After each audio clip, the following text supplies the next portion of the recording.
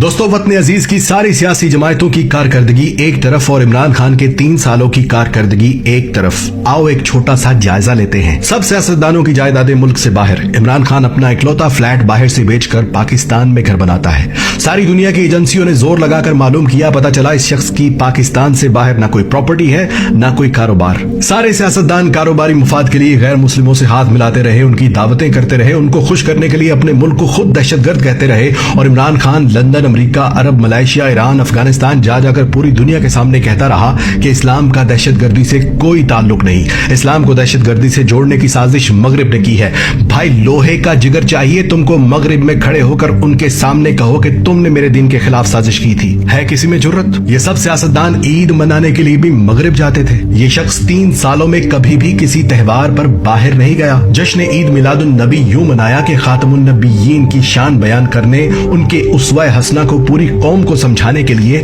رحمت للعالمین اتھارٹی بنا دی، جس سے پہلی بار 12 ربیع الاول پر سرکاری طور پر نبی پاک صلی اللہ علیہ وآلہ وسلم کی ولادت پر اسمبلیوں میں چراغاں کیا گیا، درود شریف صلوات کی آوازیں گونج رہی تھیں۔ لاہور کو پیرس بنانے والوں نے سود پر ادھار پیسہ لے کر لاہور میں اورنج ٹرین میٹرو بس تو بنا دی، جس کا قرض ہم آئندہ 30 سالوں تک بھی اتارتے رہیں گے، مگر اسی اورنج ٹرین کے آس پاس دور دراز سے آئے لوگ فٹ پاتھ پر سوتے رہے۔ سخت سردی میں بے یار و مددگار بے گھر لوگ ٹھٹھرتے رہے، نہ کوئی سیاستدان آیا ان کے پاس، نہ کسی چیف جسٹس نے نوٹس لیا تھا۔ پھر اسی عمران خان نے وہاں پر پناہ گاہیں بنا دی، مفت کھانا بیت المال سے کھلا رہا ہے، ہزاروں لوگ مستفید ہو رہے ہیں، اور اب کم سے کم کوئی غریب، کوئی پردیسی سخت سردی میں فٹ پاتھ پر نہیں سوتا یا بھوکا نہیں رہتا۔ سیاستدان اپنا علاج لندن میں، امیر اپنا علاج پرائیویٹ اسپتالوں میں کرواتے تھے، اور غریب کو سرکاری اسپتال کے چکر لگانے کے لیے چھوڑ دیا گیا، جہاں کسی غریب کو معمولی آپریشن کی تاریخ بھی 3 مہینے کی دی جاتی تھی۔ 2 رستے ہوتے تھے غریب کے پاس، یا تو وہ کسی سے لاکھوں روپے ادھار لے، زیور بیچے، گھر بیچے اور پرائیویٹ اسپتال میں جائے،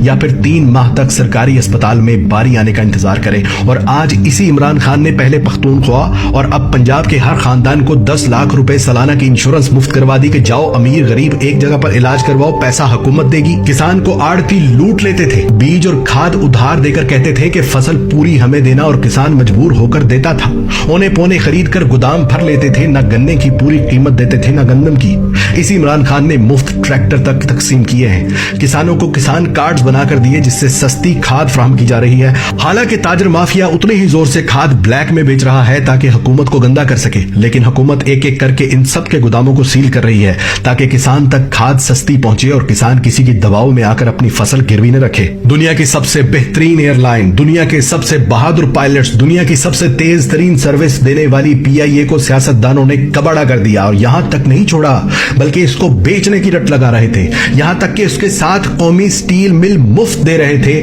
PIA کی ملکیت امریکہ میں موجود روزویلٹ ہوٹل گروی رکھ چکے تھے، جس کی نیلامی کی تاریخ مقرر ہو چکی تھی۔ قومی ایئر لائن کی سروس کویت، عراق، یورپ، امریکہ سمیت متعدد ممالک میں بند کی جا چکی تھی کہ PIA آج بند ہوئی کہ کل، اور پھر اسی عمران خان نے PIA کو قرض کی دلدل سے نکالا، اس کے ہوٹل روزویلٹ کا سارا قرض اتارا، کویت سمیت تمام ممالک کے لیے ایک ایک کر کے PIA کو پھر سے چلا دیا۔ اور سنو، اب پائلٹس کی ٹریننگ کے لیے خطے میں سب سے پہلے جس نے ڈیجیٹل مشینری خریدی ہے اس ملک کا نام پاکستان ہے۔ بینک غریب کو جوتے کی نوک پر رکھتے تھے، قرض چھوڑو بجلی کا بل جمع کروانے کے لیے بھی لمبی لائنوں میں لگتے تھے، قرض صرف امیروں کو ملتا تھا، اور اسی عمران خان کی بدولت وہ سارے بینک اس بات پر راضی ہو گئے کہ وہ اپنا گھر اسکیم میں غریبوں کو بلا سود قرض دیں گے۔ سیمسنگ جیسی انٹرنیشنل کمپنی کے موبائل فون اور ٹی وی پاکستان میں بن رہے، موٹر سائیکل اور الیکٹرک گاڑیاں پاکستان میں تاریخ میں پہلی بار بن رہی، سیاحت میں پاکستان کو نمبر 1 ڈیسٹینیشن پر لے آیا، اسکردو کا ایئرپورٹ چلا دیا جہاں روزانہ ہزاروں ملکی اور غیر ملکی سیاح آ جا رہے ہیں۔ پہلا وزیر اعظم جو 18ویں ترمیم کے باوجود سندھ والوں کو بھی ٹرانسپورٹ کی سہولت وفاقی بجٹ سے دے گیا، ہندوستان کی چھاتی پر پاؤں رکھ کر ڈیم بنا رہا،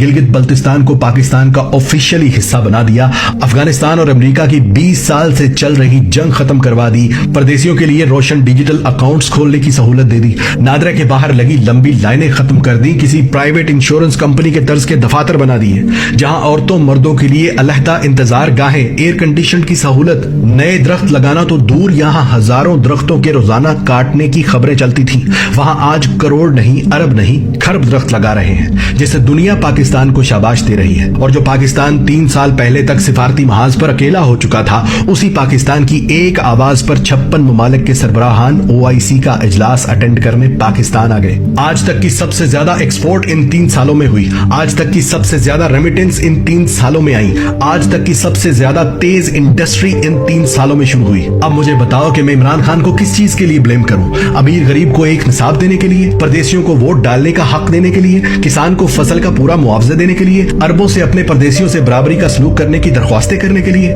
अमेरिका को एब्सोल्युटली नॉट कहने के लिए, मोदी को साड़ियां और आम भेजने की बजाय रिटेलिएशन की धमकी देने के लिए, अक़वाम मुत्तहिदा में ला इलाहा इल्लल्लाह कहकर हम लड़ेंगे का नारा लगाने पर, गरीब अमीर का एक जैसा इलाज करवाने पर, जखीरा अंदाजों के खिलाफ तहरीक चलाने पर, एक्सपोर्ट बढ़ाने और इंपोर्ट को रोकने पर, पुलिस को अवाम दोस्त बनाने पर, सहाफियों को झूठ बोलने पर सजा देने पर, किस चीज पर मैं ब्लेम करूं उसे? भाइयों, कोरोना के बावजूद इस शख्स ने अल्लाह की मदद से 70 साल पाकिस्तान की तारीख के मुकाबले में वो काम किए हैं कि अल्लाह की कसम मुझे अब इस पर कोई शक नहीं कि इस शख्स के साथ अल्लाह की तरफ से खास रहमत है। वरना 56 ममालिक में वाहिद एटमी ताकत, सरहदों पर दुश्मनों से घिरा हुआ मुल्क पाकिस्तान इसराइल और अमेरिका को एब्सोल्युटली नॉट बोलकर जाता कहां? अगर किसी को मेरे बताए गए एक भी लफ्ज पर शक हो तो अपने सोर्सेज से चेक करना, एक एक लफ्ज सच निकलेगा, एक एक बात हकीकत निकलेगी। और आज पहली बार मैं पाकिस्तान के साथ साथ इमरान खान को भी